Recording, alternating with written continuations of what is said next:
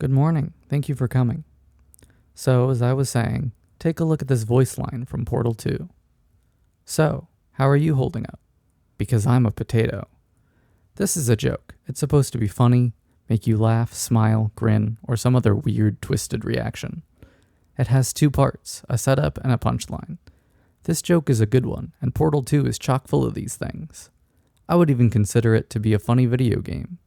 Traditionally, in books, movies, music, and other media, jokes come in either an audio or visual form. But one of the cool things about video games is the ability to have players feel things by their actions, and humor is no different. I've recently been playing We Love Katamari Reroll, a remake of the sequel of the PlayStation 2 game Katamari Damacy.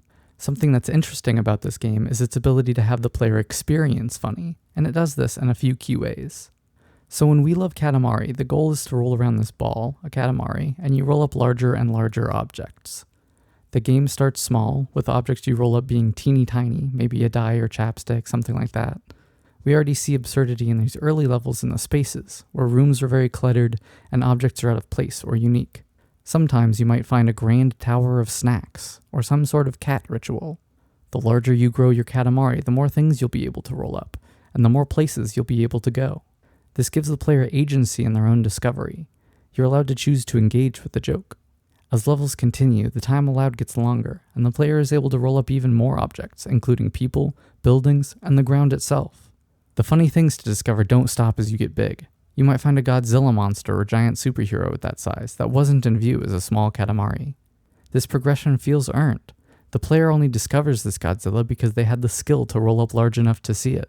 Other objects might react to the player rolling them up in different ways, like eggs that hatch when picked up.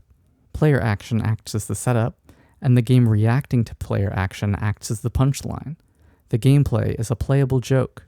In many games, characters enrich the story and world, adding personality, moving the plot forward, and telling jokes. In We Love Katamari, one of the main characters in the game is the king of all cosmos, the player character's father, and a big, powerful, cool, important guy.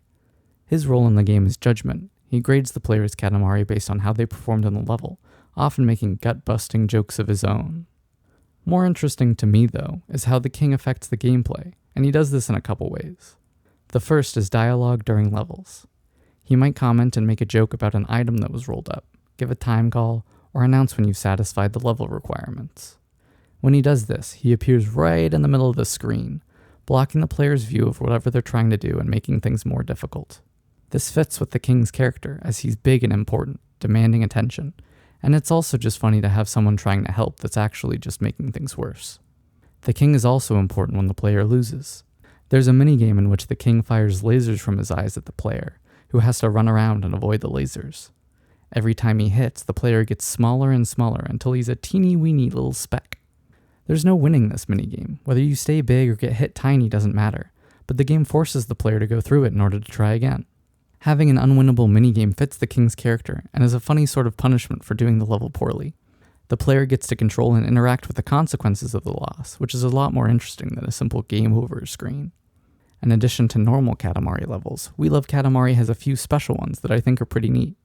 One is a kind of sequel level from Katamari Damacy called Cow Bear, in which the goal is to roll up the largest singular cow or bear. Unlike most levels, where the goal is to roll up as much as possible, Cow Bear flips the script and makes sure the player is careful about what they need to roll up, lest they roll up a very small cow or bear and end the level with a low score. The level is designed so that starting by moving forward will pretty much instantly end the level at any starting position. It demonstrates how the level is different from most Katamari levels right away, and it's funny to have a level last 2 seconds.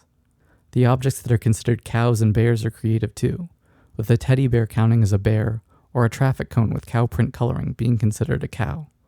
The changing of gameplay allows for different kinds of jokes and funny experiences that offer some good variety. My favorite of these special levels has to be the racetrack level. In this level, there's no slowing down or speeding up the Katamari. It always moves forward regardless of input. The king makes a comment on this halfway through the level, saying, "Why? 'Cause it's a racetrack." The joke influenced the gameplay, or maybe the changing gameplay allowed for new jokes. Either way, you aren't just hearing the joke, you're experiencing it, feeling how funny the game is through playing it. Thank you for watching. If you have any questions, feel free to leave them in the discussion forum below. Have a nice day.